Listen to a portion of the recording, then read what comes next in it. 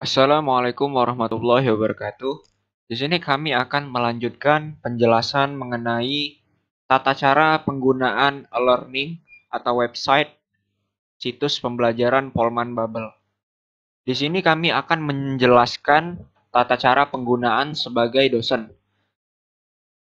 Adapun hal yang pertama harus dilakukan itu masuk ke menu login di sini di navigasi atas, klik login. Lalu masukkan username atau email yang sudah ditentukan oleh admin. Sebagai salah satu contoh di sini saya menggunakan username Bapak Riki Afriansyah sebagai salah satu dosen Polman Bubble.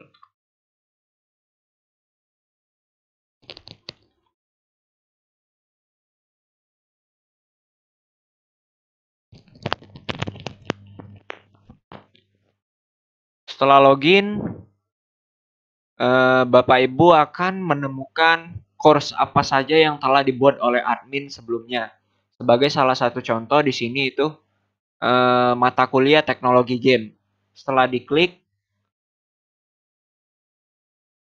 lalu Bapak Ibu pastikan menekan tombol ini turn editing on atau buka menu sunting. Setelah dibuka Bapak Ibu bisa mengedit atau mensunting mata kuliah atau pertemuan-pertemuan yang telah dibuat oleh admin sebelumnya. Karena admin tadi memasukkan 10 section di sini, 10 kali pertemuan dari minggu pertama sampai minggu 10. Setelah itu Bapak Ibu dapat menekan tombol add an activity atau aktivitas apa yang akan dilakukan pada saat pertemuan pertama. Di sini saya akan melakukan sunting atau editing pada pertemuan pertama. Klik menu add an activity or research. Di sini ada logo tambah di sini. Setelah diklik, Bapak Ibu tinggal menentukan apa yang akan dilakukan pertama kali. Sebagai penjelasannya di sini ada menu assignment atau yang paling sering dilakukan ini atau bisa disebut sebagai tugas. Yang kedua ada quiz, yang ketiga ada file, yang keempat ada label, yang kelima ada URL. Di sini saya akan menjelaskan mengenai materi.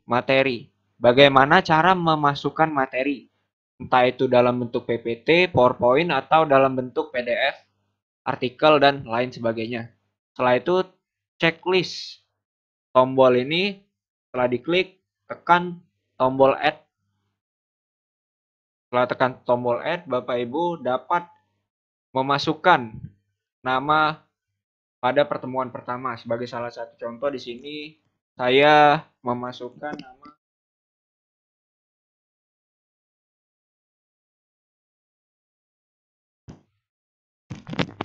Selain nama, Bapak Ibu juga bisa memasukkan deskripsi. Deskripsi ini tentunya hal yang akan diberitahu kepada mahasiswa. Sebagai salah satu contohnya ini, Bapak Ibu bisa menekankan agar membaca dan ikan. Setelah itu pastikan Bapak Ibu menekan tombol checkbox ini. Setelah diklik ada tombol centang biru. Nah, di sini pada kolom konten ini Bapak Ibu dapat memasukkan file yang akan dimasukkan. Salah satu contohnya di sini setelah diklik add, lalu pilih file, klik pilih file.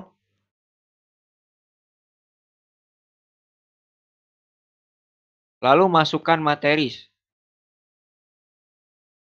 Ini saya sebagai contoh memasukkan materi PPT. Setelah itu upload file yang akan dimasukkan.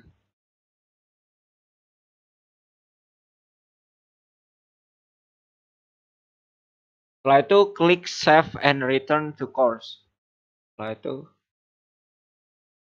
nah, setelah melakukan hal tadi akan muncul di sini nama pertemuan yang akan dibuat, yang telah dibuat tadi. Di sini tadi kita memasukkan praktikum 1 dan terdapat deskripsi yang telah dibuat. Apabila pertemuan mata kuliah Bapak Ibu lebih dari 10 section, Bapak Ibu dapat menambahkannya. Di sini terdapat logo plus dan logo minus. Logo plus ini untuk menambahkan pertemuan dan logo minus ini untuk mengurangi pertemuan. Setelah selesai tadi, untuk yang kedua yaitu memasukkan materi dalam bentuk video. Nah, untuk yang kedua saya akan menggunakan pertemuan minggu 2. Seperti tadi, klik add an activity or research. Lalu di pilihan ini pilih menu label. Nah, di sini terdapat dua tata cara untuk memasukkan materi dalam bentuk video. Yang pertama ini label, yang kedua ada URL. Apabila Bapak Ibu memasukkan video dalam bentuk label di sini, maka video yang telah dimasukkan akan langsung tampil di menu website. Langsung saja kita praktekkan, klik add, lalu pilih label text. Label text ini nama video. Sebagai salah satu contoh saya memasukkan nama.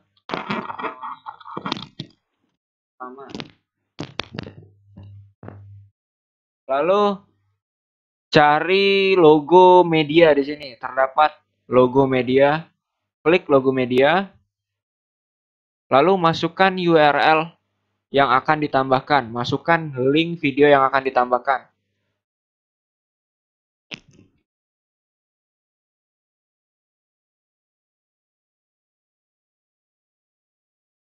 Bapak Ibu bisa mengcopy link pada bagian atas website, copy.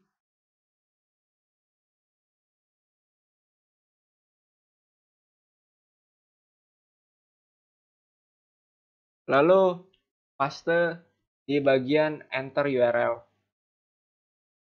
Namanya perlu diisi seperti tadi. Bagi contoh. Klik insert media.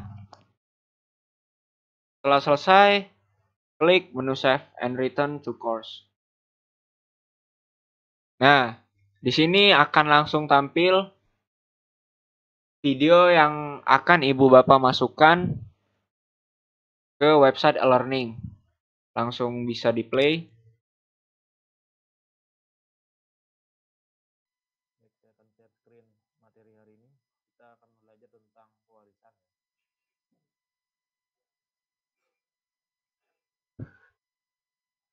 Nah, di sini Bapak Ibu dapat merubah nama section yang telah dibuat oleh admin sebelumnya. Untuk pertemuan pertama di sini atau minggu pertama bisa dirubah menjadi di sini kita tulis pertemuan pertama.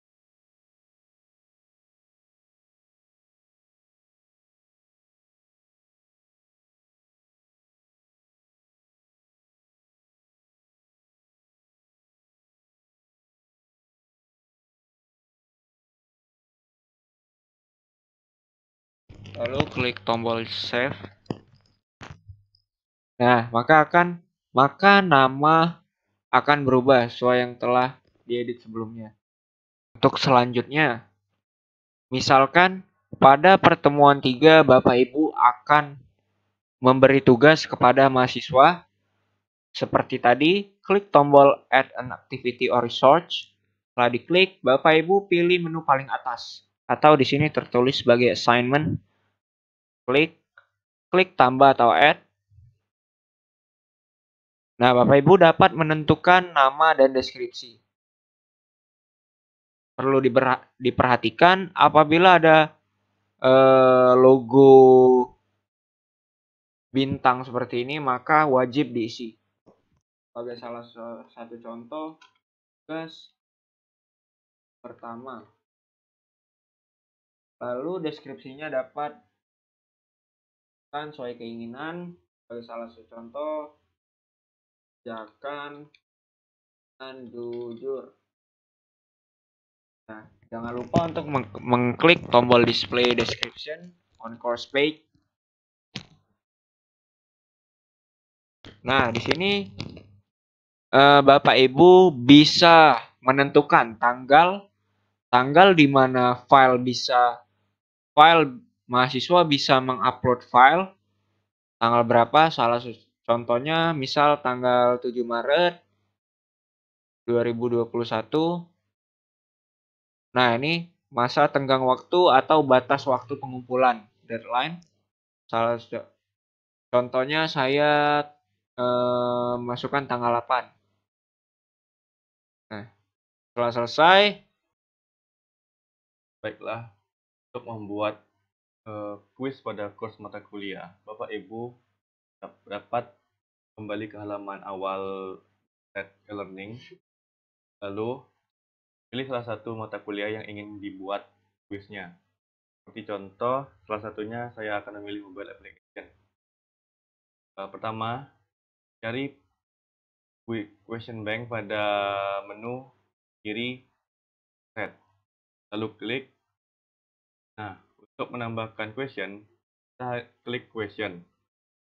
Di sini terdapat select a kategori, di mana terdapat beberapa kategori yang akan dibuat.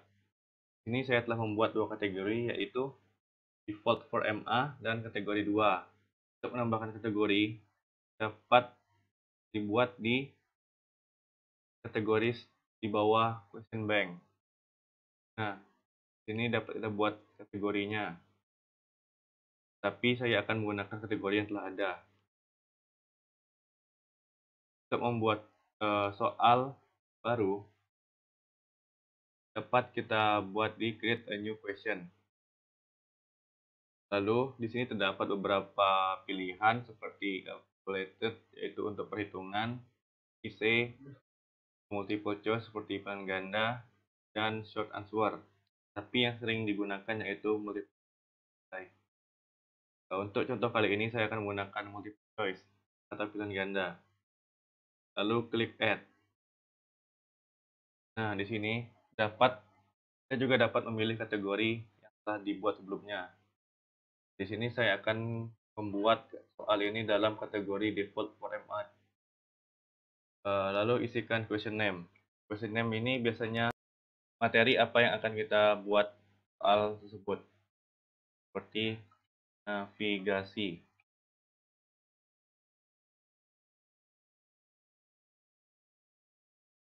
Lalu contoh untuk question text dapat berisi tentang soal yang akan kita buat.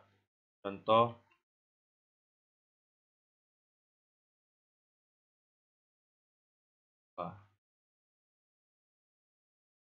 default mark ini jangan dirubah, otomatis saja seperti ini.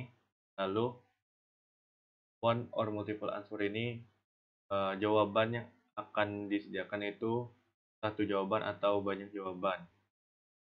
Nah, di sini shuffle the choice ini dihidupkan agar pilihan jawabannya acak.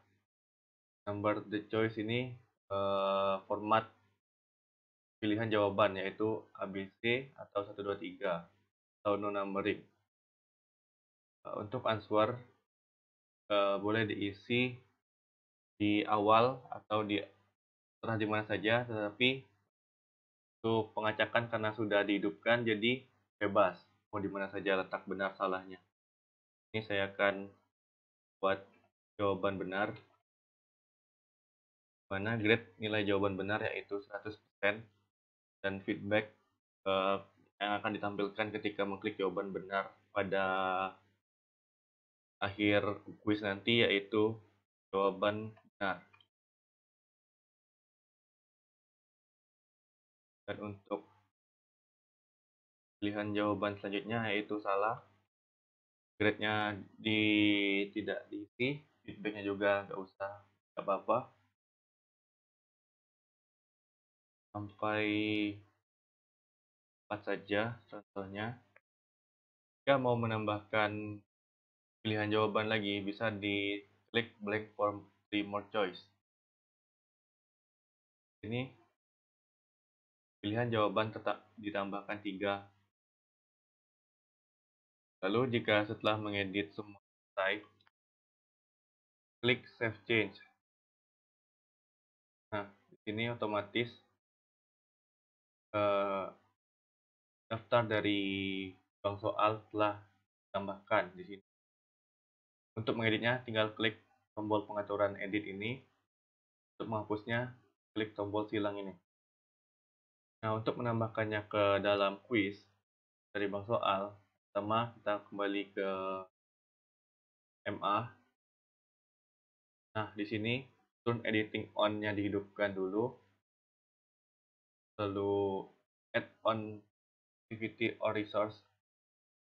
Klik quiz, add,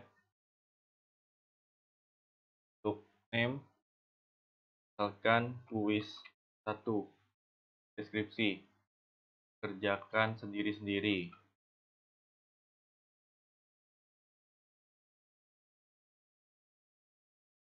Di sini tampil display description on first page ini dihidupkan untuk menampilkan deskripsi yang akan dilihat oleh siswa. Timing. Pada menu timing, kita dapat mengatur kapan kuis dapat dibuka dan kuis tersebut ditutup.